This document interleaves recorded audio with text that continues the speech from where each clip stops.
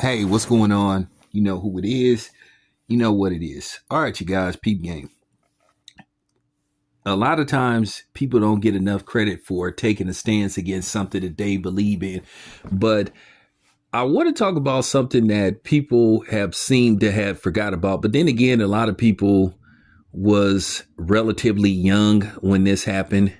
You know, if you ain't between the age of, maybe 45 and up, you're not going to remember this. And you may not even remember this if you're younger than maybe, you know, 48 at the most. Maybe I'll say if you are 48 and younger, you may not remember this. But back in the day, 1984, Ronald Reagan was running for re-election, which he ended up winning. Ronald Reagan, as you guys know, former governor of California, you know, uh, one of the main people responsible for California becoming a non-open carry state, which led to basically 50 years of chaos in California as far as crime goes.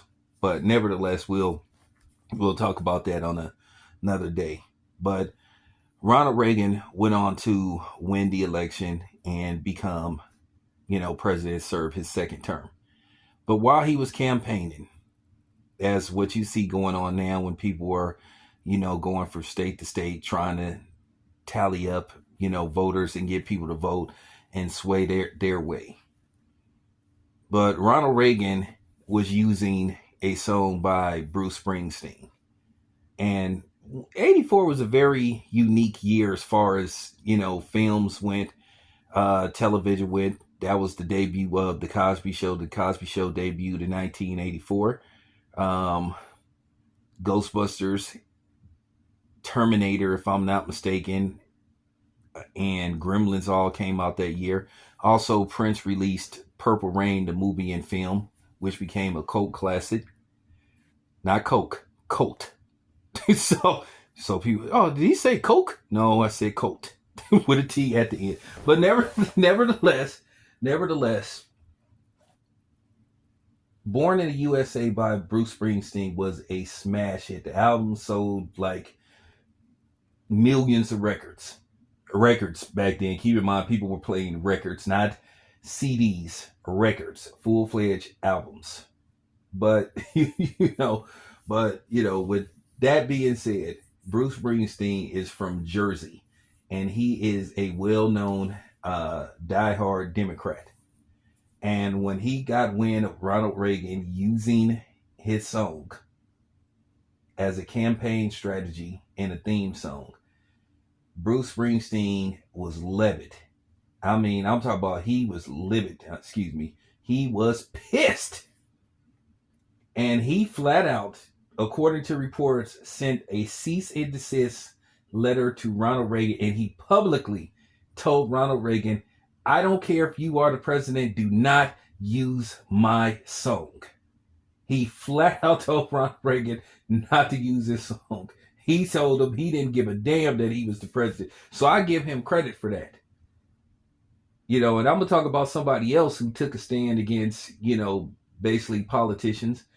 We'll talk about that later on. But you have to understand, that was ballsy of him to do something like that. And I'm pretty sure Ronald Reagan and the Secret Service harassed Bruce Springsteen about that. I'm pretty sure he got letters. I'm pretty sure he got some kind of threat. I guarantee you that Bruce Springsteen had to watch his back for years, and probably to this day. He probably had to make sure everything was intact. From his taxes to, I'm trying to tell you, they probably was looking for any little thing to, bring some notoriety, unwanted notoriety, or try to do something to Bruce Springsteen, try to kill him, assassinate his character. I guarantee you. Now, back then, it was a little bit easier to hide stuff. But now, whew, man. Now, it would be very difficult now. But nothing appears to have came of this. Bruce Springsteen is alive and well. You know, he's still going on tour. He's still performing. I don't know how old Bruce Springsteen is. He got to be in his 70s by now.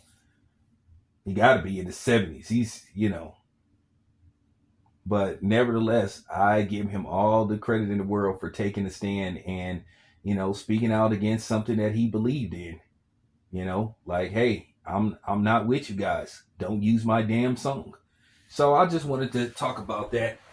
Let me know what you guys think. It's your boy Tam. I'm out.